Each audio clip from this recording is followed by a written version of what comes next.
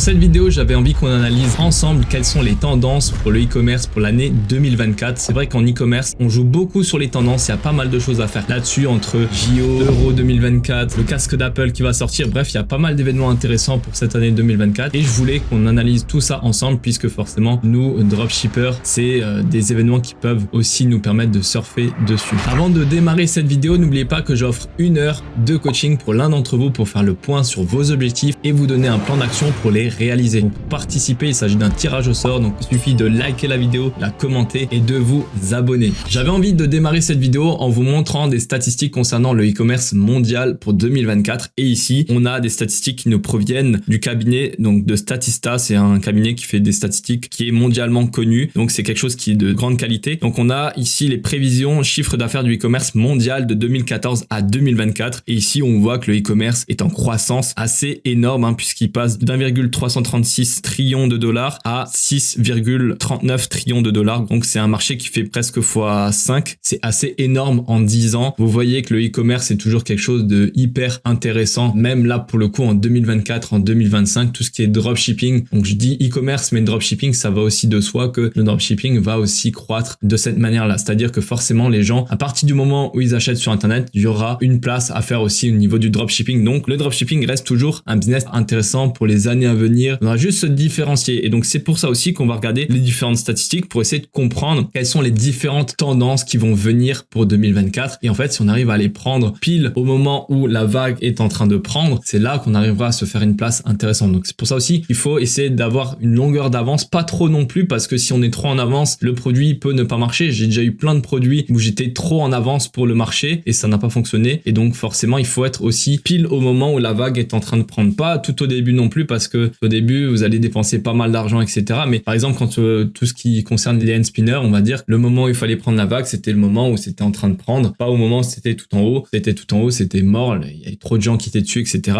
Et donc là c'est aussi pour ça qu'on regarde tout ça, qu'on est en train d'analyser ensemble les tendances qui vont venir pour 2024. Alors on regarde concernant cet article, on voit que 73% des consommateurs aujourd'hui utiliseront plusieurs canaux. Ok, c'est intéressant, ça veut dire que il sera de plus en plus pertinent d'utiliser plusieurs canaux. Donc par exemple utiliser Google Shopping, Facebook, Pinterest, TikTok, etc. Donc ça c'est aussi à prendre en compte. Ça veut pas dire non plus que ça y est, si vous avez qu'un seul canal d'acquisition, que vous devez absolument être partout en même temps. Ça veut pas non plus que vous compreniez ça. C'est-à-dire au début il faut maîtriser un canal d'acquisition. Puis après par exemple si vous faites de la publicité sur Google Shopping, vous allez commencer à faire du retargeting sur Facebook pour recibler les personnes qui sont intéressées, etc. Donc d'abord maîtriser un canal d'acquisition, faites déjà de l'argent avec, essayez de faire des ventes. Par exemple sur Google Shopping, vous apprenez à faire des ventes et une fois que vous maîtrisez ce canal, là vous allez essayer de faire du retargeting, essayer de faire d'autres choses, etc. avec d'autres canaux, mais pas avant. Il nous parle du B2B, bon ok c'est quelque chose d'intéressant et c'est vrai qu'on néglige assez souvent le B2B en dropshipping, on est souvent sur du B2C, c'est-à-dire que là on pourrait s'adresser aussi aux professionnels et faire des propositions en termes de produits. Je sais que j'ai pas mal de connaissances qui ont travaillé en du B2B pour certains produits. Là on a l'expérience client qui est au cœur des préoccupations, donc forcément faut avoir une belle expérience client au niveau du site, il faut avoir un site qui est rapide, un site qui est épuré, un site qui est visuellement beau pour qu'on puisse transmettre des émotions. Comme je le rappelle régulièrement, c'est les émotions qui font vendre, c'est pas du texte etc. rallonge, les gens ne lisent plus, faut vraiment prendre ça en note. C'est vraiment les gifs, les vidéos, les images etc. Faut avoir quelque chose qui est intéressant, qui donne envie de se projeter dans l'utilisation du produit. Alors après il dit votre emballage peut avoir un impact majeur sur la façon dont un client se sent par rapport à votre marque s'il décide de faire à nouveau des achats chez vous. Pour le coup je suis pas 100% d'accord. Alors oui effectivement ça améliore l'expérience client si maintenant vous avez un meilleur emballage, mais pour le coup quand on est en dropshipping on ne peut pas être partout. L'objectif d'une dropshipping c'est de tester un produit à moindre coût, sans faire du stock, sans trop dépenser au préalable. Donc on va pas essayer d'améliorer le packaging. Plein de gens me contactent en me disant voilà je veux essayer d'avoir mon propre packaging, ma marque sur le produit etc. Oubliez tout ça parce que ça c'est très compliqué, c'est-à-dire que ça va vous demander beaucoup d'argent, ça va vous demander de regarder tout ça avec le fournisseur. Perdez pas de temps au début avec ça, d'abord essayez de faire des ventes, sélectionnez un produit de qualité, sélectionnez un produit différent de la concurrence et essayez de vous faire la main sur un canal d'acquisition. Ça c'est le plus important. Au début c'est pas important d'avoir les meilleurs prix aussi au niveau des fournisseurs, vous prenez pas trop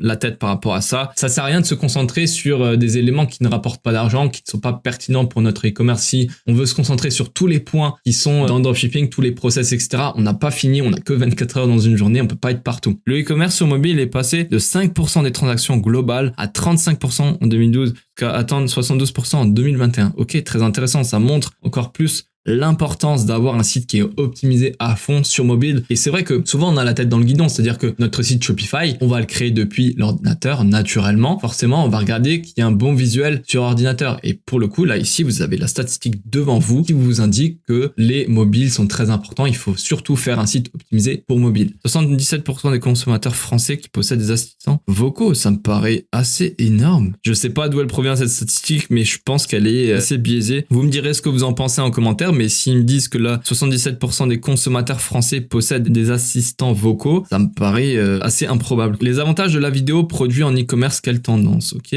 Jusqu'à 64% des acheteurs ont effectué une commande après avoir regardé une vidéo de marque. Très intéressant. Ça, c'est ce que je vous dis régulièrement, c'est-à-dire que si vous faites de la publicité sur Facebook, TikTok, etc., le plus important, c'est votre vidéo. C'est ce qui fait vendre. Moi, je fais de la publicité sur Google Shopping, donc j'ai pas besoin de faire de vidéos, etc. C'est aussi l'avantage de ça, c'est que j'ai pas besoin de me prendre la tête à faire des visuels publicitaires, puisque j'ai simplement à faire une bonne page produit, puisque les gens recherchent mon produit. Là, les gens, quand ils vont sur Facebook, recherchent pas les produits spécialement. Donc, il faut leur donner envie. Il faut vraiment faire une belle vidéo pour que les gens aient envie d'acheter le produit. Gardez à l'esprit que de nombreux acheteurs préfèrent regarder une vidéo plutôt que de lire une description. Qu'est-ce que je vous ai dit il y a 2 minutes? Les gens, ils veulent pas lire des textes super longs. Ils veulent qu'on leur mette les choses sur un plateau, qu'on leur simplifie grandement le parcours. Et c'est ça le plus important. Faut vraiment faire les choses très simples. Et plein de gens n'ont pas conscience de ça. C'est pour ça que je préfère le répéter. Je sais qu'il y a des gens qui vont peut-être dire oui, mais tu le répètes, etc. Oui, parce que c'est très important. Et trop de gens passent à côté de tout ça. Ouais, donc là, c'est en train d'expliquer que tout ce qui est produit bon pour l'environnement, c'est important. On est conscient. Donc ça, c'est aussi un angle marketing. C'est-à-dire qu'il faut aussi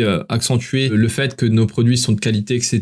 Que les produits, machin. Voilà, vous pouvez aussi accentuer votre marketing là-dessus. C'est très important. Les tendances du futur en matière de technologie. Intéressant, ça aussi. C'est que on pourra aussi utiliser des chatbots pour faire notre support au niveau de notre site internet. Donc un chatbot directement intégré au site internet. Alors ça, on fera sans doute une vidéo là-dessus pour vous expliquer comment ça se passe. Alors c'est pas trop développé. Il faut encore que ce soit mûr au niveau du marché, qu'il y ait des applications qui fonctionnent correctement. Ça sert à rien de trop se prendre la tête au début. Tant que la technologie n'est pas trop adoptée par les acheteurs, pas trop se prendre la tête, ça sert pas à grand chose. Pour le coup, vraiment, faut se concentrer sur les autres éléments qu'on avait dit juste avant. Donc ça pourrait être intéressant de travailler là-dessus. Réalité augmentée, on y vient. On parlait du casque d'Apple aussi juste avant. Donc le casque d'Apple qui va sortir en début 2024, on n'a pas encore de date. Et donc pour le coup, faut aussi travailler ces choses-là. C'est-à-dire que par après, on aura quelque chose à jouer là-dessus. Donc évidemment, dans cette vidéo, on peut pas encore savoir quelles sont les tendances qui vont être appliquées en 2024. On a peut-être aussi une idée, un ordre d'idée. On sait où regarder, quelles sont les choses sur lesquelles il va falloir prêter attention. Et c'est ces articles-là qui nous vont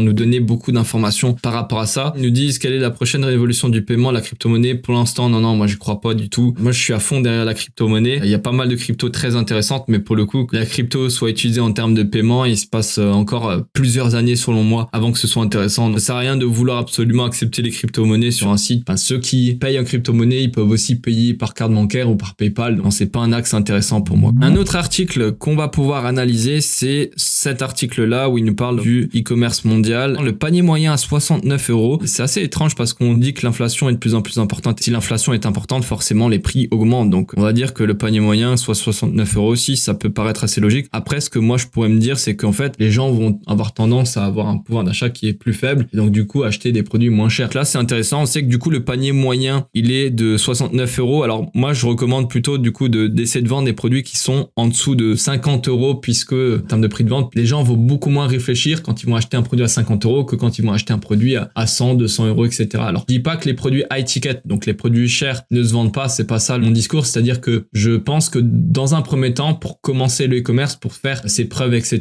il faut se concentrer sur des produits plus simples à vendre. Et naturellement, les produits qui font partie de l'achat compulsif sont des produits plus intéressants pour démarrer, pour se faire la main là-dessus, quoi. Et service client, ok, donc c'est très important aussi de faire attention par rapport à ça. Là, il nous parle simplement qu'on va pouvoir faire plus de ventes par la suite, mais de manière générale, il faut avoir un service client de qualité pour avoir un produit qui est transmis de manière assez qualitative. C'est-à-dire que vu qu'on a des délais de livraison qui sont pas de 24 heures ou 48 heures, il faut accompagner le client, il faut avoir un bon SAV qui est réactif, etc. Donc c'est très important de travailler aussi là-dessus, quoi. Et le live shopping et le shopping vidéo, ok, très intéressant. Ça, c'est vrai que les ventes en live de e-commerce, ce sera toujours quelque chose qui va augmenter de plus en plus. On le voit aussi sur AliExpress. Vous avez un onglet live sur AliExpress et vous pouvez acheter le produit avec ça. Alors aussi, peut-être il y a des stratégies à mettre en place. Vous pouvez aussi, avec TikTok, on peut vendre directement dans TikTok et proposer des produits. Alors, je crois que cette fonctionnalité, elle n'est pas disponible partout. Je sais que je l'avais vu sur un compte aux États-Unis. Et du coup, en fait, vous pouvez vendre à travers les live directement avec une boutique sur TikTok et donc vous pouvez faire la promotion d'un produit. Donc pas forcément directement dire achetez le produit, mais ça peut être une promotion un peu déguisée. Par exemple, moi j'aime beaucoup les chats et je voyais un TikTok d'une personne qui arrivait à communiquer avec son chat avec des boutons sur lesquels le chat pouvait appuyer, etc.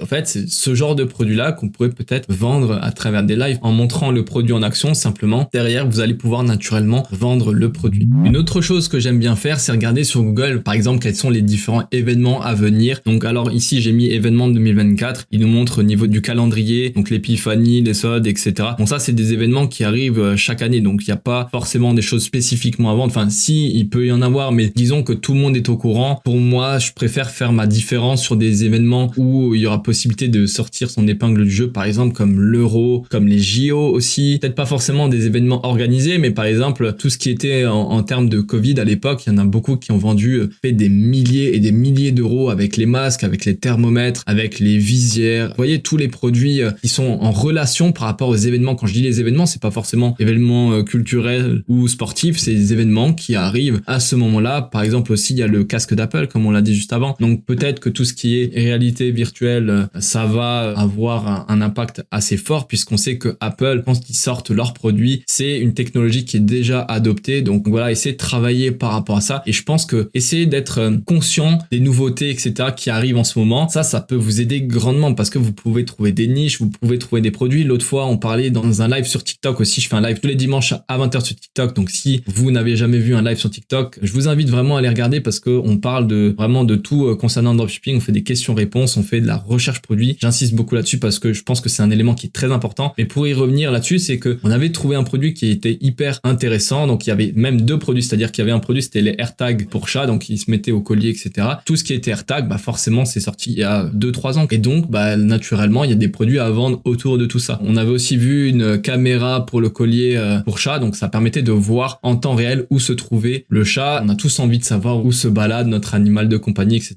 quand on a un chat ou un chien d'ailleurs. Donc c'est super intéressant d'avoir des produits comme ça. Et il faut aussi comprendre quelles sont les tendances. On parlait de pas mal de choses et c'est pour ça qu'il faut toujours être conscient, je pense, en dropshipping des choses qu'on peut vendre pour justement profiter de tout ça. Maintenant, si vous souhaitez aller plus loin et accéder à une stratégie qui vous permet de générer plus de 3000 € net chaque mois grâce au e-commerce, cliquez sur le lien qui se trouve dans la description de cette vidéo. Je vous enverrai une vidéo qui vous explique de A à Z comment faire cette somme-là. Et puis si vous avez des questions, vous pouvez aussi me contacter sur Instagram. Mon Instagram se trouve dans la description de cette vidéo. C'était tout pour cette vidéo. C'était Pierre. Je vous dis à la prochaine. À plus.